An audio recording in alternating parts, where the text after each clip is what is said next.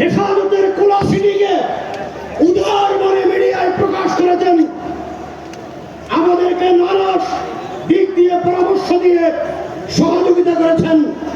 সেই আমাদের প্রিয় ভাই মজলুম সম্পাদক জনাব মাহমুদুর রহমান, জনাব মাহমুদুর রহমান এখন আপনাদের সামনে বক্তব্য রাখবেন।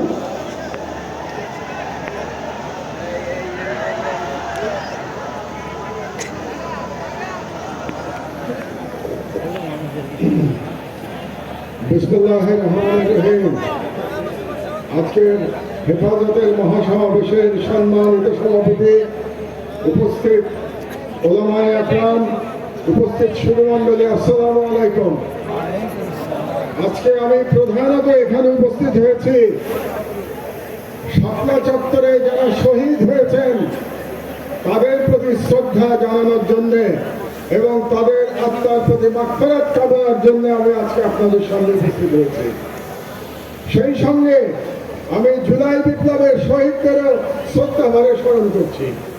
আমাদের স্মরণে রাখতে হবে যে 2013 সালের সেই শাপলা চত্বর গণহত্যার পর এই প্রথম আমরা আবার মুক্ত বাংলাদেশে, দ্বিতীয় স্বাধীন বাংলাদেশে এরকম একটি মহাসমাবেশ করতে সক্ষম হয়েছি।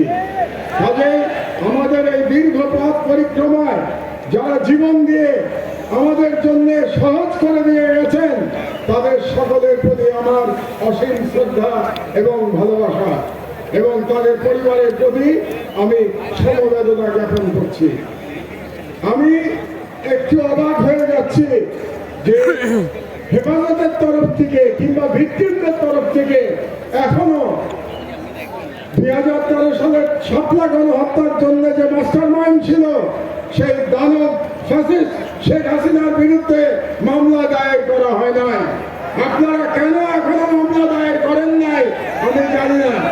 আমি মনে করি শাপলা চত্বরে গণহত্যার শিকার হয়েছে তাদের প্রত্যেকে শেখ হাসিনার বিরুদ্ধে গণহত্যার মামলা দায়ের করতে হবে, এক নম্বর দাবি।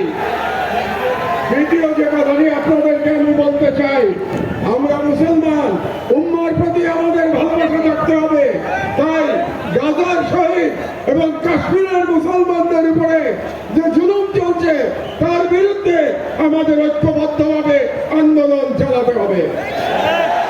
3 নম্বর কথা আমি বলতে চাই, আমার বক্তব্য দীর্ঘায়িত করব না। এখানে অনেক ওলামায়ে একরামরা আছেন যারা মূল্যবান বক্তব্য দেবেন। আপনারা নারী নীতি নিয়ে প্রশ্ন তুলেছেন। এ ব্যাপারে প্রথমে ডক্টর ইউনূস সরকারের প্রতি আমার একটি প্রশ্ন আছে যে আপনারা কেন অপ্রয়োজনীয় ইস্যু তৈরি করছেন? নারী কমিশন করবার জন্য জুলাই বিপ্লবের তরুণেরা জীবন দেয় নাই, তারা জীবন দিয়েছিল বাংলাদেশকে ফ্যাসিবাদ মুক্ত করবার জন্য, বাংলাদেশ থেকে ভারতীয় আগ্রাসনবাদ মুক্ত করবার জন্য।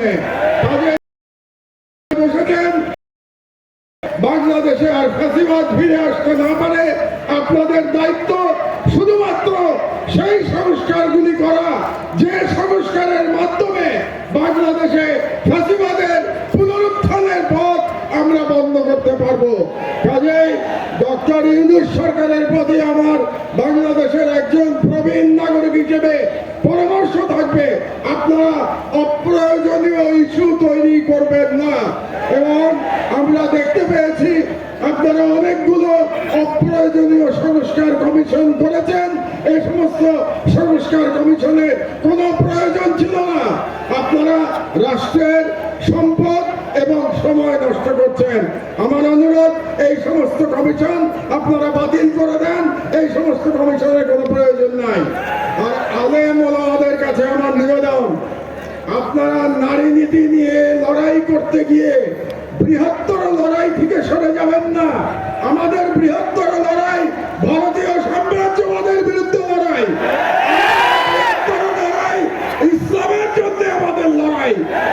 আপনারা যদি নারী নীতির মতো একটা ইস্যু দিয়ে আন্দোলন করেন তাহলে আমাদের যে বৃহত্তর আন্দোলন এটা ক্ষতিগ্রস্ত হবে।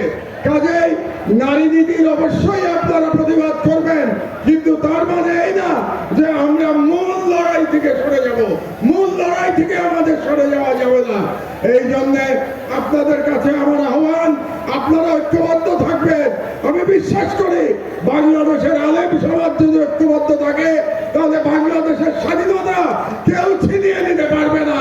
তাই যে কোনো মূল্যে এই হেফাজতের মঞ্চ থেকে বাংলাদেশের সকল আলেমদের ঐক্যবদ্ধ থাকার